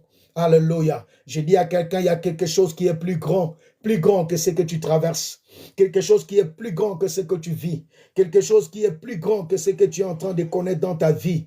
Et c'est quelque chose, c'est la dimension spirituelle que Dieu cache en toi. C'est une grandeur que le ciel cache en toi. C'est une grandeur que Dieu met en toi. Oh, laisse-moi dire à quelqu'un, vous savez, tant que le ciel ne vient pas te toucher, tu ne comprendras pas combien tu es grand et puissant. Écoutez, écoutez, bien-aimés. Un homme comme Gédéon, il est là, il se laisse dans sa misère, dans sa souffrance. Il se dit que nous sommes faibles. Les Madianites, nous ne pouvons pas les gagner. D'ailleurs, moi, ma famille ne peut même pas se lever pour combattre ces gens-là.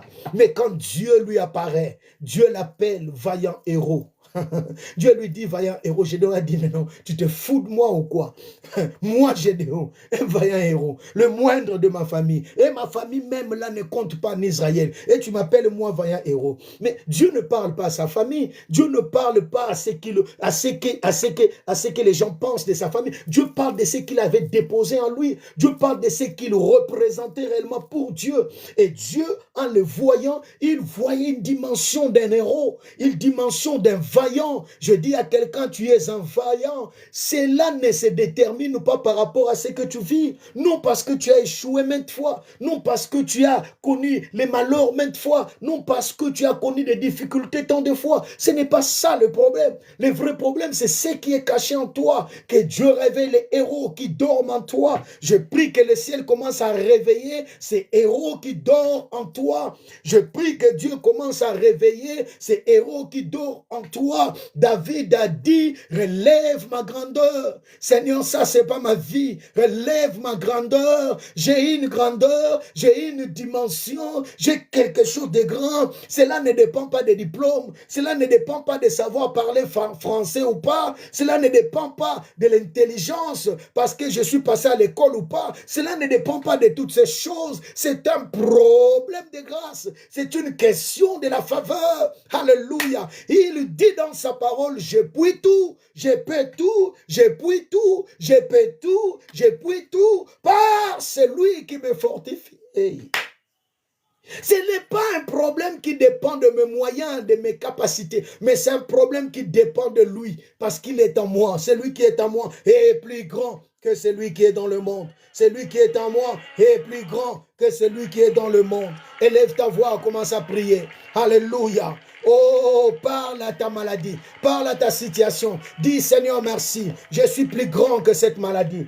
Je suis plus puissant, plus puissante que cette situation. Alléluia. Je ne m'arrêterai pas ici. Je ne finirai pas ici. Tu n'as pas fini avec moi. Je ne mourrai pas dans ce désert. Je ne finirai pas dans ce désert. Ma course ne s'arrêtera pas dans ce désert. Je suis un Ismaël de ma saison, de ma génération. Je suis comme un Ismaël de ma génération. Alléluia. Il y a un nom qui parle. Il y a une dimension qui parle. Il y a une dimension qui crie. Alléluia. Le monde n'a encore rien vu de Dieu. Le monde n'a encore rien connu de Dieu. Au travers ma vie, au travers mon âme, au travers mon corps, au travers ma situation. Alléluia. Je ne suis pas seulement un récepteur de grâce, mais je suis aussi un distributeur de la grâce de Dieu. Un distributeur de la grâce de Dieu. Je suis un Elohim.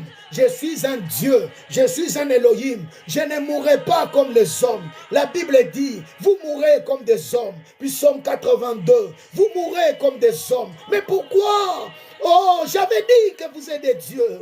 Alléluia. Tout a été déjà fait. Je vous ai déjà ramené dans cette dimension. Mais qu'est-ce qui se passe? Pourquoi vous ne vivez pas ce que vous êtes? Vous êtes des dieux. Fils du Très-Haut, Fils du Très-Haut, Fils du Très-Haut, Fils du Très-Haut, ma continuité. Alléluia. L'expression de ma grandeur, l'expression de ma force. Oh my God. Mon Dieu, là où tu es, bien-aimé, déclare, mon corps est le temple du Saint-Esprit. Mon corps est le temple du Saint-Esprit.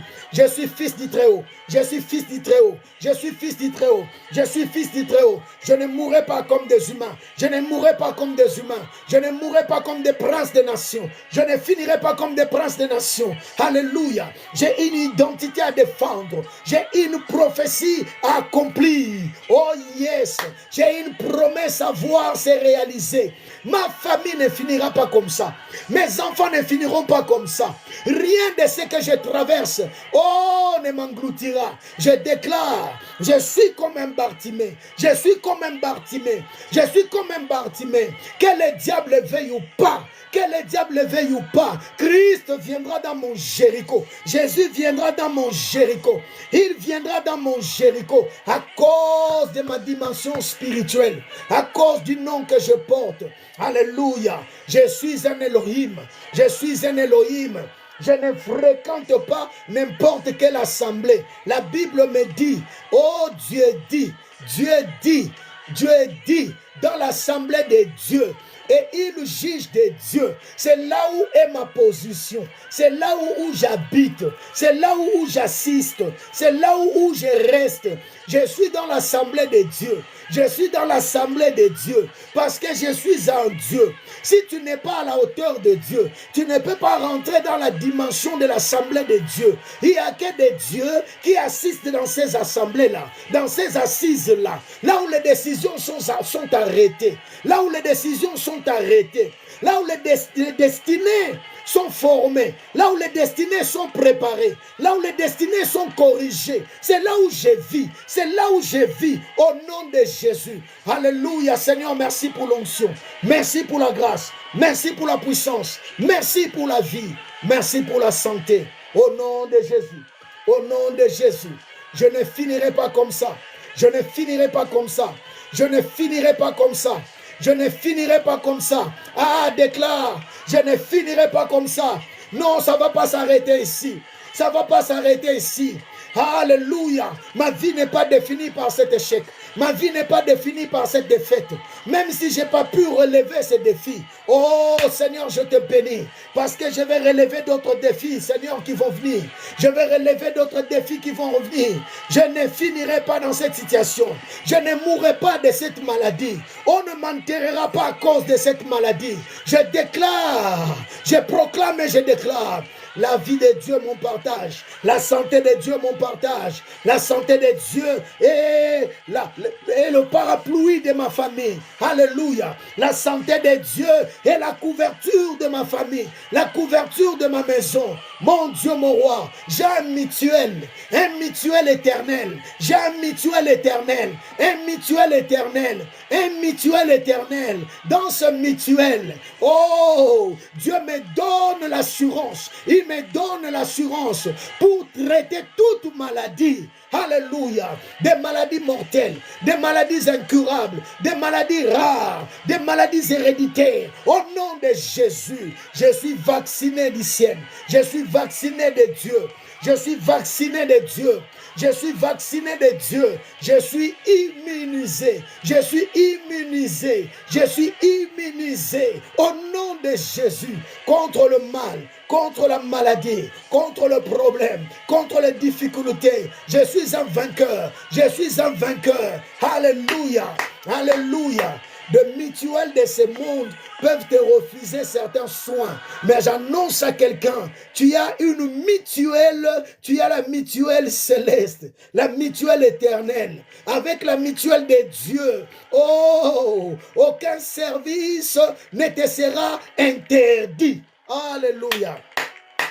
Tu as un cancer, Dieu te traite du cancer. Tu as une tumeur, Dieu te guérit de la tumeur. Tu as une paralysie, il te guérit de la paralysie. Tu as un problème d'AVC, il te restaure, il te guérit de l'AVC. Tu as un problème d'infirmité, il te guérit. Avec la mutuelle de Dieu, bien aimé, tout service nous est donné. Il n'y a aucun service qui te sera refusé. Il n'y a aucune opération qui te sera refusée. Là où les médecins disent qu'il faut des millions pour que tu sois opéré, avec la mutuelle de Dieu, il t'opère sans cicatrice. Il t'opère sans cicatrice. Je lève ma main. Je déclare que la main de Dieu commence à te toucher. Une prise en charge totale. Une prise en charge totale. Ma famille a une prise en charge totale. Mes enfants, ma femme, tout de moi. Oh, une prise en charge totale. Je déclare au nom de Jésus une prise en charge totale dans ta vie. Une prise en charge totale de Dieu pour ta vie, pour ta maison, pour ta famille, pour ton mari, pour ta femme. Au nom de Jésus. Alléluia, pour tes parents. Yes, une prise en charge totale. Mon Jésus. Alléluia. Reçois grâce, reçois faveur. Au nom de Jésus. Reçois grâce, reçois faveur. Au nom de Jésus. Reçois grâce, reçois faveur. Au nom de Jésus. Reçois grâce, reçois faveur. Au nom de Jésus. Reçois grâce, reçois faveur. Au nom de Jésus. Tu as une mutuelle qui peut tout traiter, toute maladie. Toute maladie, quelle que soit la maladie. Mon Jésus, reçois la grâce et la faveur. Tu as un nom à défendre. Tu as une identité à défendre. Ah, dites avec moi, Seigneur, j'ai une identité à défendre. L'identité céleste que tu m'as donnée. L'identité des fils et des filles de Dieu que tu m'as donnée. Ah, Père, je ne peux pas cautionner ce qui se passe. Je refuse cette situation. J'ai une identité à défendre dans ce monde et dans le monde spirituel. J'ai une identité à défendre, Seigneur. Je ne peux pas être esclave du mal, esclave du péché. L'ennemi ne doit pas continuer à dominer sur ma vie. Je ne peux pas vivre cette vie des échecs et des défaites. J'ai une identité à défendre. Au nom de Jésus, je ne mourrai pas dans ce désert. Je ne mourrai pas dans ce désert. Je ne mourrai pas dans ce désert. Je ne finirai pas dans ce désert. Je ne finirai pas dans ce désert. Même si peut-être maintenant, je suis l'aveugle mendiant, mais mon nom est Bartimée. Même si peut-être maintenant, je traverse des galères, je traverse des moments difficiles. Seigneur, échec à gauche, échec à droite, mais mon nom est Bartimée. Je suis le fils de celui qui doit être honoré. Je suis la fille de celui qui est une dignité, un dignitaire. Je suis le fils de celui qui doit être respecté. Alléluia. À moi le respect, à moi la dignité, à moi l'honneur, à moi le respect, à moi la dignité, à moi l'honneur, dans le nom de Jésus. J'ai une identité à défendre, une identité à défendre. Je ne peux pas continuer à être esclave de la maladie. J'ai une identité à défendre, l'identité de la santé céleste, l'identité de la santé des fils et des filles de Dieu, l'identité de mon Père, qui est le grand guérisseur, qui est le médecin des médecins. Au nom de Jésus, reçois cette faveur, reçois cette grâce, au nom de Jésus. L'identité d'un homme d'affaires réussi, d'une femme d'affaires réussie, au nom de Jésus. Alléluia. Parce que le Seigneur a dit, vous serrez la tête et non la queue. Vous serrez la tête et non la queue. Vous serez des patrons. Vous serez des patrons. Alléluia. Oh, vous serez la tête et non la queue. Yes. Au nom de Jésus, il y a une identité que tu dois défendre. Une identité de gloire. Une identité de gloire. Une identité de la promesse de Dieu. Il a dit, crois au Seigneur, tu seras sauvé, toi et ta famille. Yes, tes enfants doivent être sauvés. Ta famille doit être sauvée. Sauver veut dire non seulement connaître Dieu, sauver veut dire aussi être libéré, être guéri, être secouru, devenir intelligent. Alléluia, avoir des grands diplômes, être bien positionné dans la société. Reçois cette faveur. Alléluia. Oh, tu as une identité à défendre. Tu as une identité à défendre. Au nom de Jésus. Au nom de Jésus. Que toutes ces choses, toutes ces déclarations soient oui et amen dans ta vie. Au nom de Jésus, j'ai ainsi prié et nous disons amen 3 fois. Amen, amen et amen. Gloire à Dieu, bien-aimé. Voilà, nous sommes arrivés à la fin de notre prière de ce soir. Oh, je crois aux guérisons, je crois aux miracles. Vous savez, je vais vous raconter un témoignage et après, on va se séparer. On va terminer. Il y a quelqu'un lors du programme passé, cette personne m'a appelé. Elle m'appelait. Et comme j'étais un peu pris à gauche, à droite, je n'avais pas pris son appel ce jour-là. Et j'ai vu des appels manqués, plusieurs appels manqués. Le jour après, je le rappelais. Et quand je le rappelais, cette personne, elle pleurait. Je vous dis, elle pleurait. Elle pleurait. Pourquoi? Parce qu'il y avait un cas compliqué dans son foyer, dans sa maison. Et du jour au lendemain, son homme qui était un homme fidèle, un homme attaché, comme ça, il y a eu des embrouilles, tout ça. Cet homme a commencé à fréquenter quelqu'un, quelque part, c'était compliqué. Elle pleurait. Je vous dis, je ne savais même pas comment la consoler. Je lui ai dit tout simplement, Dieu est au contrôle et le Seigneur fera quelque chose. On a prié ensemble. On a juste fait une petite prière. On a prié. 10 jours après, Dieu a récupéré cet homme. Parce que l'homme commence à partir. À partir. 10 jours après. Vous savez ce que j'appelle le trouble de Dieu. Dieu a semé du trouble entre son homme et cette femme-là. Et des choses se sont embrouillées. Dieu les a... et elle a récupéré son homme.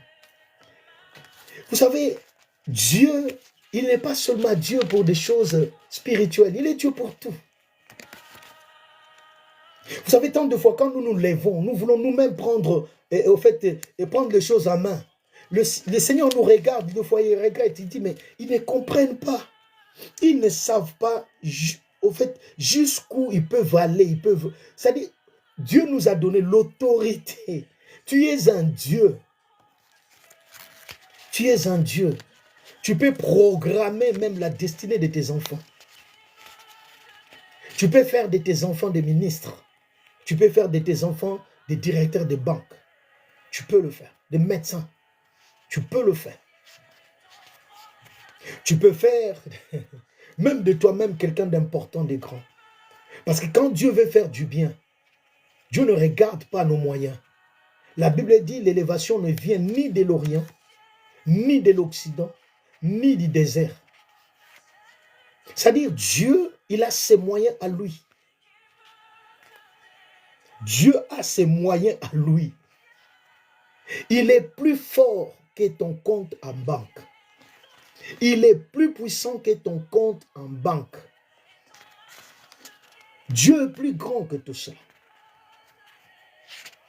Il est plus grand que tout ça. Que Dieu nous bénisse. On se retrouve demain à 20h30. Il n'y aura pas le programme du matin ensemble. Mais là où tu es, comme j'avais dit l'autre fois, reste toujours avec ton alarme, ton horaire de tous les matins de 5h à 6h. Tu te lèves le matin, tu pries. Garde toujours cette alarme-là. Parce que le programme continue jusqu'au 8 mai. C'est 40 jours de jeûne et prière. Que Dieu vous bénisse. N'hésitez pas de nous envoyer vos témoignages. N'hésitez pas de nous écrire. Et surtout, n'hésitez pas, si Dieu vous met à cœur de participer pour la réussite de cette grande veillée que nous aurons le 8 mai, alors n'hésitez pas de nous contacter. Nous allons vous donner toutes les coordonnées possibles pour que vous puissiez mettre votre main aussi à la pâte et le Seigneur ne manquerait pas de vous bénir et de se souvenir de vous. Parce que nous le faisons pour Dieu. Je l'ai toujours dit, l'évangile est gratuit, mais l'évangélisation n'est pas gratuite.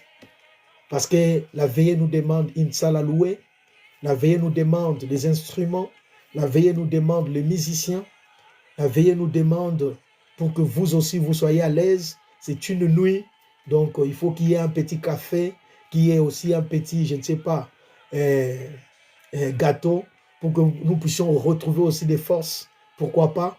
C'est-à-dire, au fait, on veut faire vraiment bien les choses. Alors, si vous pensez que vous pouvez mettre votre main pour participer à la réussite de cette activité, n'hésitez pas de nous contacter. Nous sommes là.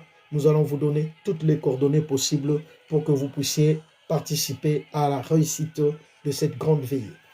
Bonne nuit à vous tous.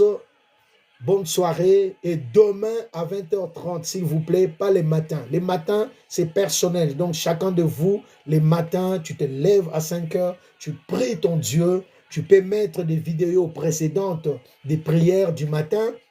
Tu choisis laquelle, n'importe laquelle, tu pries par rapport à cela. Si tu ne sais pas, si tu n'arrives pas à prier pendant 1 heure toute seule ou tout seul, tu peux prendre ça comme ça va t'aider de pouvoir tenir pendant 1 heure. Donc, voilà. Donc, demain, il n'y a pas de programme matin. Cette semaine, on va se retrouver juste le soir ensemble avec moi et nous allons essayer de partager la parole du Seigneur. Soyez bénis, bonne soirée à tous. Ne manquez pas de nous écrire pour vos témoignages, tout ce que le Seigneur est en train de nous faire. Il y a tellement de témoignages qui nous reviennent. Nous bénissons le Seigneur pour cela.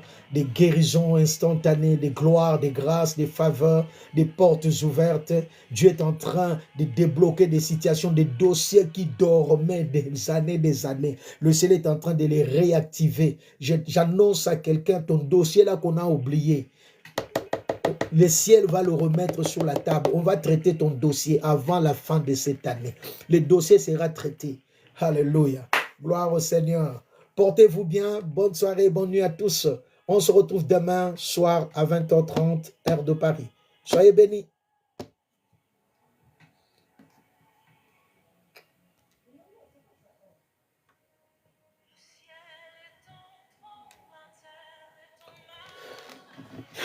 Oh là là, quelle fatigue. Quelle